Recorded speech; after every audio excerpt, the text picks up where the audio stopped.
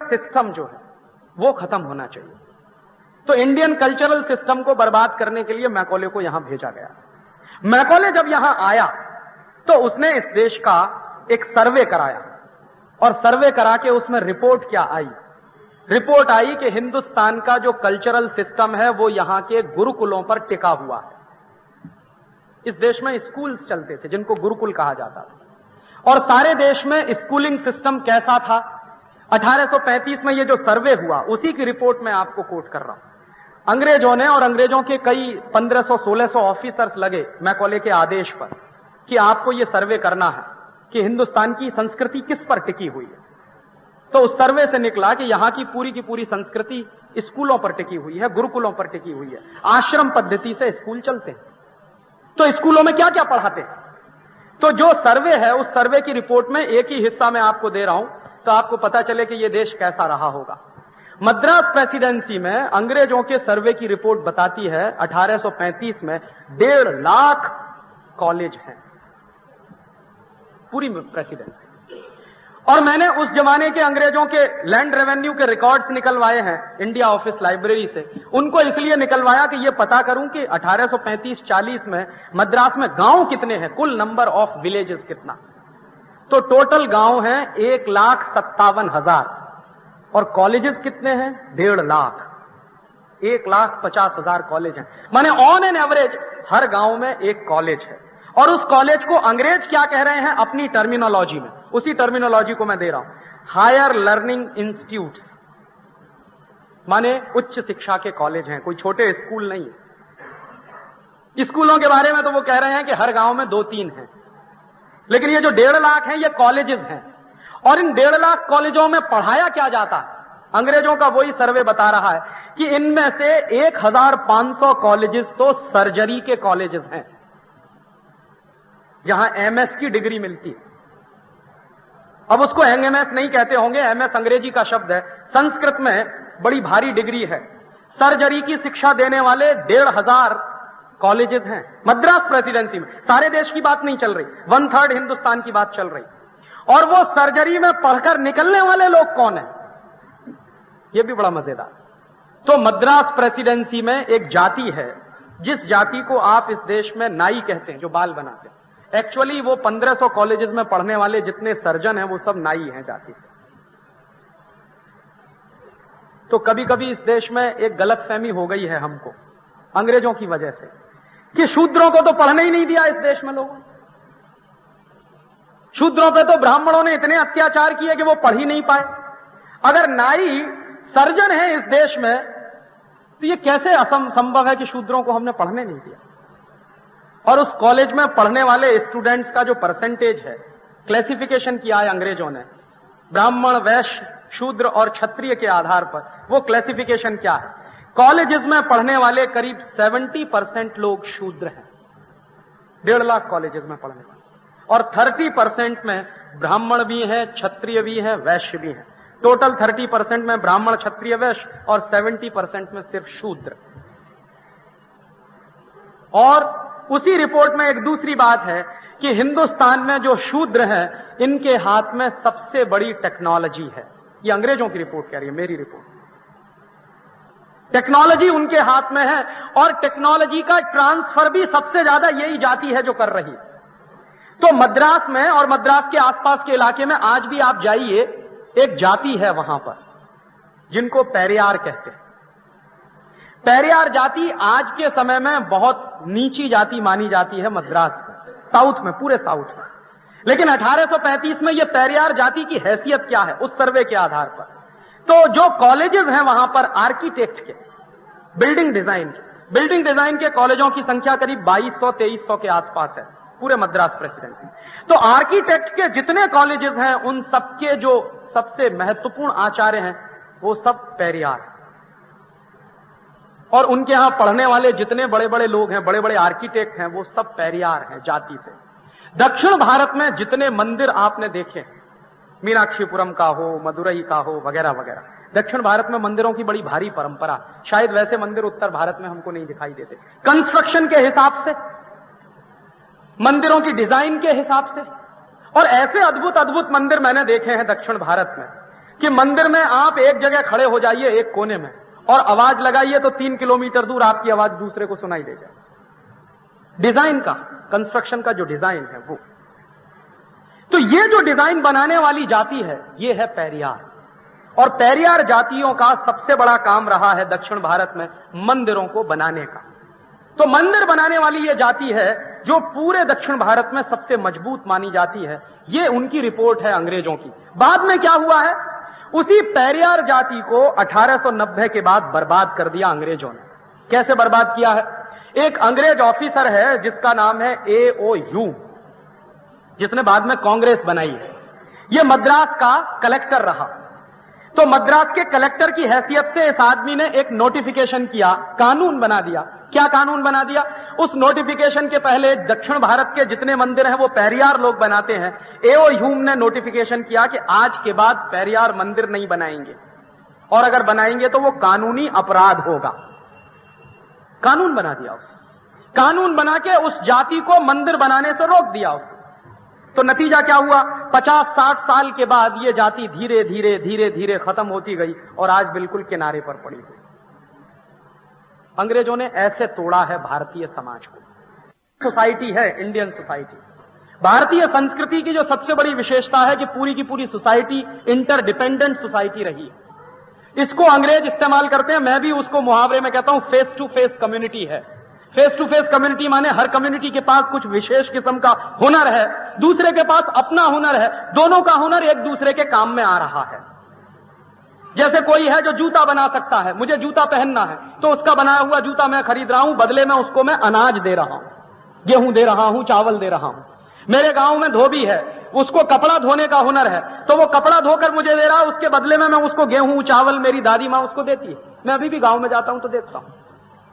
तो एक खास तरह की सोसाइटी है जिसके पास एक तरह का हुनर है, स्किल है। सब लोगों के पास सारे तरह के हुनर नहीं होते हैं। तो उन हुनर वाली सोसाइटीज को इस देश में शूद्र कहा गया और अंग्रेजों ने उनकी हैसियत नीचे गिराई। क्योंकि मैकॉले जब यह कह रहा है कि इंडियन सोसाइटीज को तोड़ना है, अगर अंग्रेजों के लिए गुलाम बनाना है, तो वो एक मुहावरा इस्तेमाल कर रहा है। वो कह रहा है कि किसी भी खेत में दूसरी फसल लगाने से पहले उस खेत को खूब जमकर जोता जाता है। माने हिंदुस्तान के समाज में विदेशी संस्कृति लाने से पहले इसको जोत दो कस के, माने जो कुछ है वो नाश कर दो, उसके बाद उसमें ब्रिटेन की संस्कृति के बीज डालो, तब कुछ इसमें से निकलेगा। और वो क्या कर रहा है?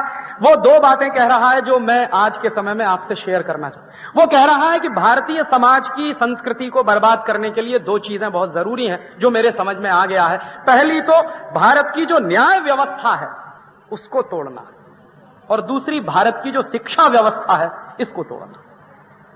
और भारत की शिक्षा व्यवस्था कितनी जबरदस्त है जिसका वो वर्णन कर रहा है। 1835 में इंग्लैंड में कोई जानता नहीं कि सर्जरी क्या होती। 1835 की बात कर रहा हूं। इंग्लैंड में सबसे पहले सर्जरी की पढ़ाई शुरू हुई है 1910-1911 में। हिंदुस्तान में उससे हजारों साल पहले सर्जरी पढ़ाई जा रही है।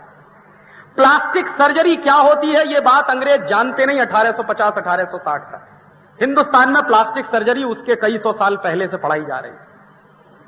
मेरे पास एक अंग्रेज पुलिस ऑफिसर का स्टेटमेंट है, पब्लिश्ड स्टेटमेंट है। कर्नल कूट एक बड़ा ऑफिसर है जो हिंदुस्तान में लड़ने के लिए आया है, और ये लड़ा है हैदर अली के साथ। हैदर अली दक्षिण भारत का एक बड़ा राजा है, उससे कभी अंग्रेज जीत नहीं पाए। तो लड़ाई में कर्नल कूट हार जाता है और हैदर अली उसको मारता नहीं है, उसकी नाक काट लेता और कहता है कि तुम जाओ इंग्लैंड में, तब तुम बताना कि नाक कटवा के आए हो। हिंदुस्तान में उस समय मुहावरा चलता है, नाक कटवा दी माने बेइज्जती हो गई। तो हैदर अली कह रहा है कि तुम्हारी नाक काट के मैं ब्रिटेन भेजूंगा ताकि ब्रिटेन के लोग जाने कि तुम्हारी बेइज्जती हुई। कर्नल कूट की वो नाक काट लेता। कटी हुई नाक लेकर कर्नल कूट वहां से भागता। तो हैदर अली की सीमा के बाहर जब आता है तो एक गांव में पहुंचता है। उस गांव में उसको एक भाई मिलता है। वो कहता है कि ये कहां जा रहे हो तुम्हारी कटी हुई नाक लेके? तो कहता है चोट लग गई है। झूठ बोलता, क्योंकि कहेगा कि युद्ध में हार गया तो बेइज्जती हो जाएगी। तो कह रहा चोट लग गई है। तो उसने कहा कि मेरे गांव में एक वैद्य है, वो तुम्हारी ये नाक जोड़ सकता, चलो उसके पास। तो कर्नल कूट ने जो मेमोआर्स लिखे हैं उस पर से वो किताब है, उसमें उसने लिखा है कि 1.5 घंटे मेरा ऑपरेशन चला और उस 1.5 घंटे के बाद उस वैद्य ने मेरी नाक जोड़ दी। उसके बाद जब वो इंग्लैंड गया है वापस, तो उसका एक दोस्त है जो बड़ा सर्जन है लंदन में, उसको वो कहता है कि तुमको तो कुछ नहीं आता, जाके सीख के आओ, हिंदुस्तान में लोग देखो कितनी बड़ी सर्जरी करते हैं। तो वो आता है इंग्लैंड, लंदन से यहां आता है और 6-7 साल यहां रहता है, सर्जरी सीख कर जाता है, उसके बाद लंदन में सर्जरी इंट्रोड्यूस होती है। हमको ठीक उल्टा बता रहे कि जो कुछ लाए वो अंग्रेज लाए, नहीं तो तुम्हारे पास कुछ था ही नहीं इस देश में। सच्चाई उसके उल्टी है कि अंग्रेज यहां से जो कुछ ले गए हैं उसी पे अपनी मोहर लगा के हमको पेश कर रहे हैं कि देखो हम ले आए ये तुम्हारे लिए। तो इतना बड़ा एजुकेशन सिस्टम इस देश में चलता है तो उसके पीछे कुछ गहरी व्यवस्थाएं होंगी, अंग्रेज उसको खत्म कर रहे हैं। उसके लिए मैकॉले कानून बना रहा है, उस कानून का नाम है इंडियन एजुकेशन एक्ट। तो इंडियन एजुकेशन एक्ट जब लागू होता है इस देश में तो पहली बात उसमें क्या है कि जितने गुरुकुल चल रहे हैं इनको इल्लीगल घोषित करो। अंग्रेज सरकार ये फैसला कर रही है और गुरुकुलों को इल्लीगल अगर घोषित कर दिया जाएगा तो गुरुकुलों को दान देने वाले जो लोग हैं वो सब इल्लीगल हो जाएंगे, तो गुरुकुलों को दान नहीं मिलेगा और गुरुकुलों को दान नहीं मिलेगा तो गुरुकुल अपने आप ही बंद होने वाले हैं। उसके बाद हम क्या करेंगे, हम कॉन्वेंट स्कूल इस देश में खोलेंगे। फिर ये उसकी प्लानिंग है। उस प्लानिंग से एजुकेशन एक्ट आता है, लागू होता है, गुरुकुलों को दान बंद किया जाता है, गुरुकुलों में पढ़ाने वाले लोगों पर अत्याचार होते हैं, उनको मारा जाता है, पीटा जाता है, जेल में बंद किया जाता है। और कुछ साल के बाद पता चला धीरे धीरे गुरुकुल बंद होने लगते हैं। फिर अंग्रेजों ने सबसे पहला कॉन्वेंट स्कूल खोला है कलकत्ता, और उस कॉन्वेंट स्कूल में बच्चों को पढ़ाई के लिए एडमिशन करवाना है, उसके लिए एक आदमी इस देश में खड़ा किया गया, उसका नाम है राजा राममोहन राय। राजा राममोहन राय इस देश में खड़े किए गए हैं अंग्रेजों की तरफ से, ताकि अंग्रेजों का जो कॉन्वेंट स्कूल खुला है उसमें बच्चों को लाने की जिम्मेदारी उनके ऊपर है। और राजा राममोहन राय अंग्रेजों के बड़े भारी समर्थक व्यक्ति हैं। इतिहास में इतना तो शायद आपने पढ़ा ही होगा कि अंग्रेजी शिक्षा को हिंदुस्तान के गांव-गांव में फैलाने का काम राजा राममोहन राय ने किया। उसके पहले Raja Rammohan Roy east India company में क्लर्क हैं और नौकरी करते हैं। बाद में उनको नौकरी से छुट्टी दी जाती है और कहा जाता है कि तुमको तुम्हारी तनख्वाह मिलेगी, बस गांव-गांव में कॉन्वेंट स्कूल खोल दो और बच्चों को उसमें लाने की तुम्हारी जिम्मेदारी। अब उस जमाने में कोई मां बाप अपने बच्चों को कॉन्वेंट में भेजता नहीं। क्यों नहीं भेजता? सबको लगता है कि यह फालतू का स्कूल है। तो राजा राममोहन राय गांव-गांव जाते हैं। एक गांव का किस्सा मैं आपको सुनूं तो आपको थोड़ा पता चले। वर्धमान एक जगह है कलकत्ता के पास, बंगाल। वर्धमान में गए हैं राजा राममोहन राय और वहां के गांव के लोगों की मीटिंग बुला के कन्विंस कर रहे हैं कि आप अपने बच्चों को कॉन्वेंट स्कूल में भेजिए। तो एक गांव का किसान उनसे पूछता है कि क्या मिलेगा वहां हमारे बच्चों को? तो कहते हैं अंग्रेजी पढ़ाई जाएगी। तो किसान पूछता है उस अंग्रेजी से क्या होगा? कि आपके बच्चे अंग्रेजों जैसे हो जाएंगे। तो वो पूछ रहा है कि फिर अंग्रेजों जैसे हो जाएंगे तो हमारा क्या फायदा? तो वो कुछ बता नहीं पा रहे हैं। फिर एक तर्क वो दे रहे हैं कि आपके बच्चे टाई लगाएंगे, सूट बूट पहनेंगे। तो गांव वाला पूछता है ये टाई क्या होती है? उसको मालूम नहीं कि टाई क्या होती है। और सही ही बात है, इस गर्म देश में टाई लगाने का कोई मतलब नहीं। तो वो पूछ रहा है टाई क्या होती है? तो वो कहता है कि एक कपड़ा होता है, उसको गले के चारों तरफ बांध दिया जाता है। तो राजा राममोहन राय से वो किसान पूछ रहा है कि इसका इस्तेमाल क्या है? तब वो बता रहा है राजा राममोहन राय कि ब्रिटेन में सर्दी बहुत पड़ती है और इतनी ठंडी पड़ती है कि हर समय जुकाम रहता है लोगों को, तो गले के नजदीक एक कपड़ा बांधते हैं ताकि बार बार उससे नाक पूंछ सके। तो वो किसान कह रहा है कि मेरे देश में तो गर्मी पड़ती है, फिर मेरे गांव के बच्चों को तो जरूरत नहीं टाई लगाने की। तो राजा राममोहन राय बेचारे निराश होकर उस गांव से वापस लौटते हैं और गांव का कोई भी आदमी अपने बच्चे को कॉन्वेंट में भेजने को तैयार नहीं। और इसी के साथ साथ एक दूसरी बात और बताऊं आपको यहीं से जुड़ी हुई कि ये कॉन्वेंट स्कूल यूरोप में क्यों खुले हैं, वहां क्यों चलाए गए कॉन्वेंट स्कूल? यूरोप में एक बड़ी भारी परंपरा है, हजारों साल पुरानी। वो परंपरा क्या है? बच्चों को लावारिस छोड़ दिया जाता। अभी ये बंद हुई है पिछले 200 साल पहले, उसके पहले ये चलती थी। बच्चा पैदा हुआ चर्च के सामने छोड़ दिया, बच्चा पैदा हुआ अनाथ आश्रम में छोड़ दिया। हजारों साल से ये उनकी वो परंपरा है, उनकी सिस्टम है। क्यों है ये परंपरा? तो इंग्लैंड की हिस्ट्री जब मैं पढ़ रहा था तो मुझे पता चला कि गरीबी इतनी है कि बच्चों को पालना मुश्किल, तो बच्चों को छोड़ देते। बच्चा पैदा हुआ चर्च के सामने छोड़ दिया या अनाथ आश्रम में छोड़ दिया। बच्चे को साथ रखने का रिवाज नहीं है, इसलिए आप जानते हैं कि वहां 10-11 साल के बाद बच्चा कोई मम्मी पापा के साथ रहता नहीं, सब छोड़ के चले जाते। और हजारों साल से तो बचपन में भी साथ रखने की परंपरा नहीं है। अभी ये परंपरा थोड़ी बदली। तो ये जो लावारिस बच्चे होते हैं, ये जो अनाथ बच्चे होते हैं, इनको कहां रखा जाए, ये यूरोप में बड़ी भारी प्रॉब्लम रही। तो उनके लिए कॉन्वेंट स्कूल खोले गए। माने कॉन्वेंट स्कूल में वो बच्चे जाते हैं यूरोप में जिनके मम्मी का पता नहीं, जिनके पप्पा का पता नहीं, जो लावारिस है। हमारे बच्चे क्यों जाते हैं? यहां तो मम्मी भी है, यहां तो पप्पा भी है। और आज से 200 साल पहले कोई मम्मी पापा अपने बच्चों को कॉन्वेंट में भेजने को तैयार नहीं है, इतनी तर्क सुनने के बाद भी कि टाई लगाएगा तो ऐसे करेगा। और आज तो लाइन लगी हुई है, पहले से ही कॉन्वेंट में एडमिशन करा। बच्चा पैदा नहीं हुआ उसके पहले रजिस्ट्रेशन करा दो भाई, नहीं मिलेगी जगह। मात्र 150 साल में इस देश में इतनी चीजें बदल गई कि 150 साल पहले कोई कॉन्वेंट जाना नहीं चाहता है, आज कॉन्वेंट में लाइन लगी। और कॉन्वेंट भी कैसे कैसे है। मैं अभी जाके आया एक जगह, वहां मैंने एक स्कूल पढ़ा, उसका नाम है बजरंगबली कॉन्वेंट स्कूल। अब पूछिए बजरंगबली का कॉन्वेंट स्कूल से क्या लेना देना, लेकिन है। तो गांव गांव में, गली गली में वो जो कॉन्वेंट स्कूल खुल गए हैं, ये आज की देन नहीं है, ये मैकॉले की देन है। और मैकॉले उनको ला रहा है बहुत सिस्टमैटिक तरीके से। फिर उनमें सिलेबस क्या पढ़ाया जाएगा। 1858 में पहली बार सिलेबस तय हो रहा है कि कॉन्वेंट स्कूल में सबसे पहली शिक्षा क्रिश्चियनिटी की दी जाएगी।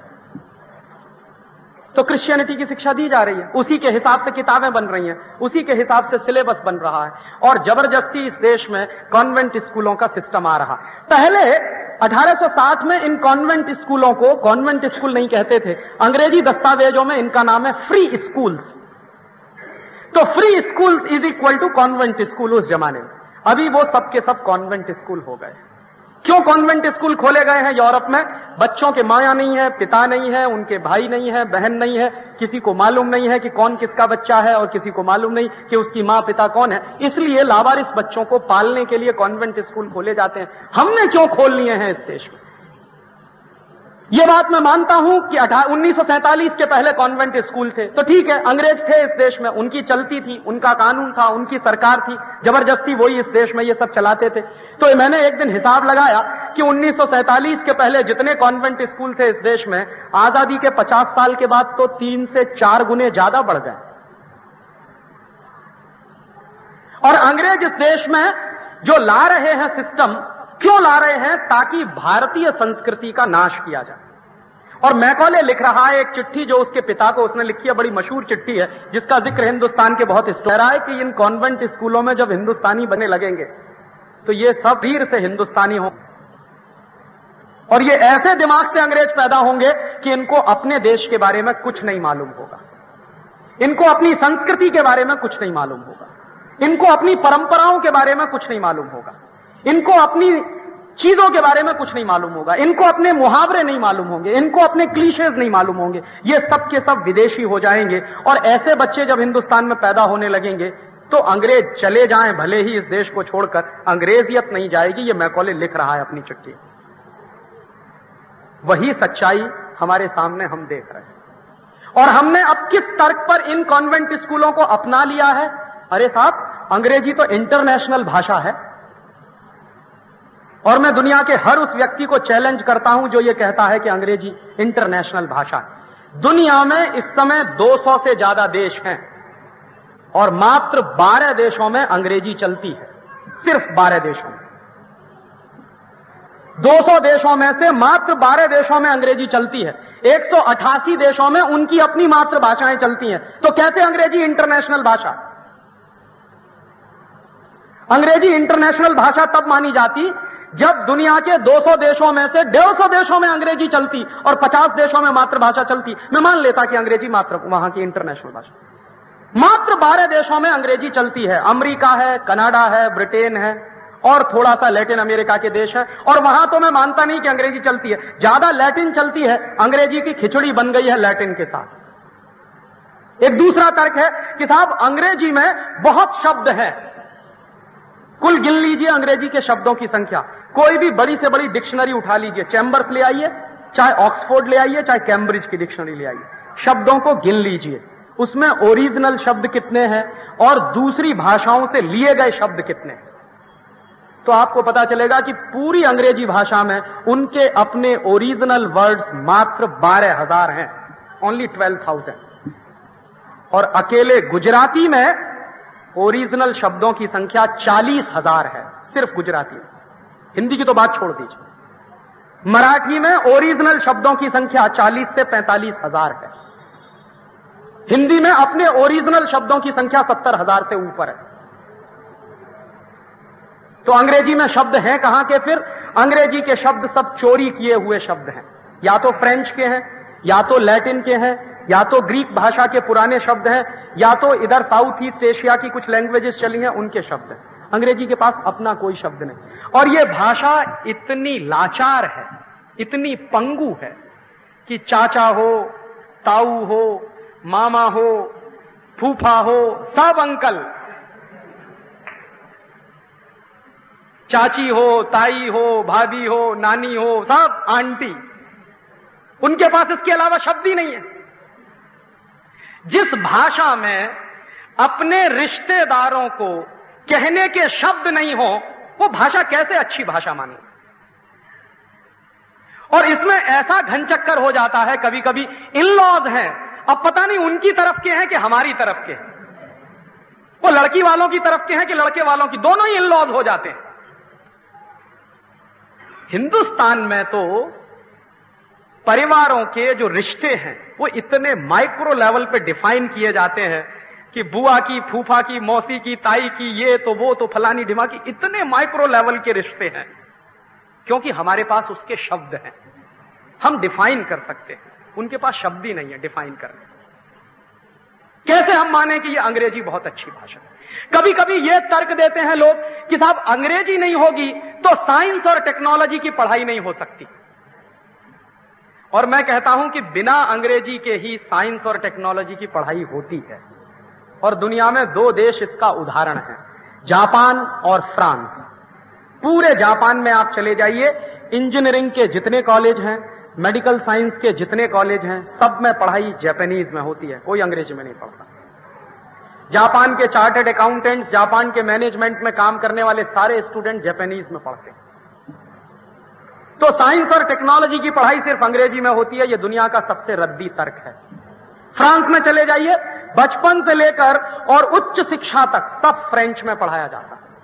और फ्रांस में तो मैं रहा हूं, तो मैंने देखा है कि किसी आदमी को अंग्रेजी में बात करिए तो ऐसी नाक चढ़ा के यूं कर लेता है कि आपने पता नहीं कितना बड़ा अपराध कर दिया। और टूटी फूटी फ्रेंच में आप उससे 2 शब्द कह दीजिए, मैसिए, बॉन्सोir, बस इतना खुश हो जाएगा कि आपने मेरी फ्रेंच तो बोली, भले ही टूटी फूटी बोली। और मैंने एक बार एक फ्रेंच साइंटिस्ट हैं जिनके साथ मैंने काम किया सोरबोन में, जब मैं यहां साइंटिस्ट था। एक बार मैंने उनको पूछा कि आपने अपनी थीसिस किस भाषा में लिखी? वो फ्रांस के सबसे बड़े साइंटिस्ट हैं इस समय, और अभी 2 साल पहले उनको नोबेल प्राइज मिला। मैं जब उनके साथ काम करता था तब उनका नाम था नोबेल पैनल में, लेकिन मिला नहीं था। अभी 2 साल पहले नोबेल प्राइज मिल गया। तो मैंने एक दिन उनसे पूछा कि आपने अपनी थीसिस किस भाषा में लिखी? तो उनका स्वाभाविक है, फ्रेंच में लिखी। तो मैंने कहा, आपको कभी किसी ने टॉन्ट नहीं कहा कि आपने अंग्रेजी में क्यों नहीं लिखा? तो उन्होंने कहा, मैं कोई पागल आदमी, जिसको कहना हो कहता रहे। मुझे लगता है जिस भाषा में मैं सबसे अच्छा काम कर सकता हूं उसी भाषा में मैंने काम किया। और तब उन्होंने मुझे एक बात कही जो मैंने मेरे जीवन में भी महसूस की। उसने मुझे कहा, राजीव, जब भी कोई मौलिक काम तुमको करना हो तो तुम विदेशी भाषा में कर नहीं सकते, ये बात तुम लिख लो किसी भी डायरी में। मौलिक काम जब तुमको करना होगा तो तुम तुम्हारी मातृभाषा में ही कर पाओगे, किसी दूसरी भाषा में तुम कर नहीं सकते। हां, नकल करनी हो किसी दूसरे की तो तुम मातृभाषा छोड़कर दूसरी भाषा में कर सकते हो, लेकिन कोई मौलिक काम तुमको करना हो तो तुम जो है कभी कर नहीं सकोगे अंग्रेजी में। और मजाक में उन्होंने मुझसे कहा, जो बात बिल्कुल सच है, उन्होंने कहा, तुम ये बताओ कि हिंदुस्तान में नोबेल लॉरिएट क्यों नहीं पैदा होते? तुम्हारा देश जब गुलाम था तो 2 नोबेल लॉरिएट पैदा हुए। पहला नोबेल लॉरिएट था रविंद्रनाथ टैगोर। रविंद्रनाथ टैगोर ने किस भाषा में लिखी है गीतांजलि? बांग्ला में लिखी। बांग्ला में लिखी हुई गीतांजलि पर नोबेल पुरस्कार मिला है उनको, अंग्रेजी में लिखे हुए लेखों पे नहीं मिला। क्यों नहीं मिला? क्योंकि अंग्रेजी में रविन्द्रनाथ टैगोर उतना अच्छा लिख नहीं सकते जितना अच्छा बांग्ला में लिख सकते। और दूसरे थे जगदीश चंद्र बसु। जगदीश चंद्र बसु की पूरी थीसिस बांग्ला भाषा में है।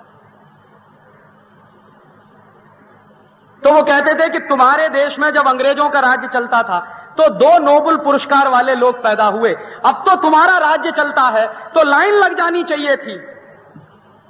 पता चला कि आजादी के बाद एक भी नहीं है। अकाल ही अकाल है इस देश में नोबेल लॉरिएट का। और जबकि हमसे छोटे छोटे देश हैं, स्वीडन है, डेनमार्क है, नॉर्वे है। स्वीडन, डेनमार्क, नॉर्वे को मैं कहूं तो सिटी कंट्रीज हैं। हमारे एक एक शहर की जितनी आबादी है उनका कुल आबादी है पूरे देश की। तो दुनिया भर में जो पिद्दी से देश हैं उनके यहां हर साल नोबेल पुरस्कार, हर साल नोबेल लॉरिएट पैदा होते हैं। हमारा 96 करोड़ का देश, हम एक नोबेल लॉरिएट पैदा नहीं कर पाते। कारण क्या है? चिंतन हमारा मातृभाषा में नहीं। और चिंतन अगर मातृभाषा में नहीं कर सकते तो कभी भी विकास होता नहीं दिमाग का। ये बहुत बड़ी गलतफहमी है हमको कि अंग्रेजी में पढ़ के हमारा बच्चा ज्यादा इंटेलिजेंट बनेगा। ये मैं उनकी बात कह रहा हूं, मेरी बात नहीं कह रहा। जो फ्रेंच साइंटिस्ट जिनके साथ मैंने काम किया उन्होंने कहा कि अगर कोई बच्चा अपनी मातृभाषा में कोई चीज याद करे और वही बच्चा दूसरे देश की भाषा में वही चीज याद करे तो मातृभाषा में जितनी जल्दी याद करेगा उससे 6 गुना ज्यादा समय उसको अंग्रेजी में याद करने में लगेगा। और ना सिर्फ 6 गुना समय लगेगा बल्कि वो विदेशी भाषा में याद नहीं करेगा, रटेगा, शब्द रटेगा। और रटे हुए शब्दों को जाके इम्तिहान में लिख के चला आएगा। दूसरे दिन उसको याद नहीं रहेगा कि कल मैंने क्या लिखा है कॉपी में। किसी भी बच्चे से पूछ लीजिए 8th क्लास में तुमने क्या क्या रटा है, उसको याद नहीं, 9th में पढ़ता। और 8th क्लास की 1 साल की बात तो छोड़ दीजिए, 3 महीने बाद अगर पूछ लीजिए कि 3 महीने पहले तुमने क्या रटा, उसको याद ही नहीं रहता। संभव नहीं है। मातृभाषा में तैयार की हुई चीज आप जल्दी याद कर सकते हैं, आपका 6 गुना कम समय लगेगा। विदेशी भाषा में, अंग्रेजी में तैयार की हुई चीज में आपको 6 दिन ज्यादा लगते हैं। तभी मुझे समझ में आ गया कि इस देश में MBBS करते करते 5.5 साल क्यों लगते, चार्टर्ड अकाउंटेंसी की पढ़ाई करते करते 6-7 साल क्यों लगते, और MBBS के बाद MD कर लीजिए तब तो 10 साल गए, ये पक्का मान लीजिए। सच्चाई क्या है? MBBS का टोटल सिलेबस मात्र 1.25 साल का है। सिर्फ 1.25 साल में कोई भी MBBS की पढ़ाई कर सकता है, जो उसका कंटेंट है। लेकिन उसमें समय बहुत लगता है क्योंकि अंग्रेजी। इसी तरह इंजीनियरिंग की पढ़ाई का जितना सिलेबस इस देश में पढ़ाया जाता है, मैं तो IIT में रह चुका हूं इसलिए मैं कह रहा हूं कि जितना सिलेबस हमको पढ़ाया जाता, अगर वो मुझे मेरी मातृभाषा में पढ़ाया जाता तो मैं 3.5 साल में MTech करके बाहर निकल आता। लेकिन वही MTech करने के लिए मुझे करीब 7.5-8 साल लग गए। तो मेरे जीवन का जो सबसे महत्वपूर्ण समय है, जो गोल्डन पीरियड है, वो एक विदेशी भाषा के कारण बर्बाद हो रहा।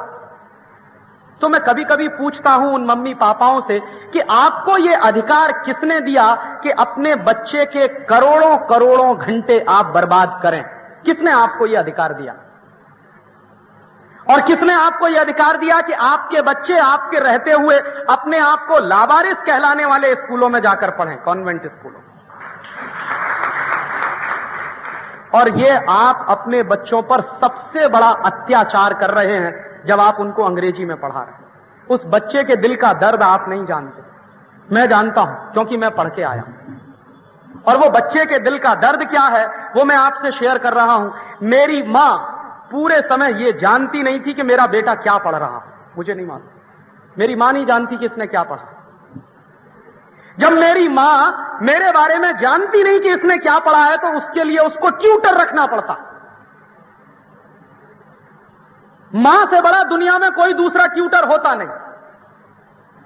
मॉडर्न साइंस भी अब इस बात को स्वीकार करता कि मां से बड़ा शिक्षक बच्चे के लिए कोई दूसरा होता नहीं। लेकिन पूरे समय मेरी मां को मालूम नहीं कि मेरा बच्चा क्या पढ़ रहा। क्यों? क्योंकि मां की जो स्मृतियां हैं, मां के जो ज्ञान है, मां के मन में जो संस्कार है, उसका इस अंग्रेजी शिक्षा से कुछ लेना देना नहीं। और हमने कैसे अपनी माताओं को बेवकूफ घोषित कर दिया। इस देश की लाखों लाखों करोड़ों करोड़ों माताएं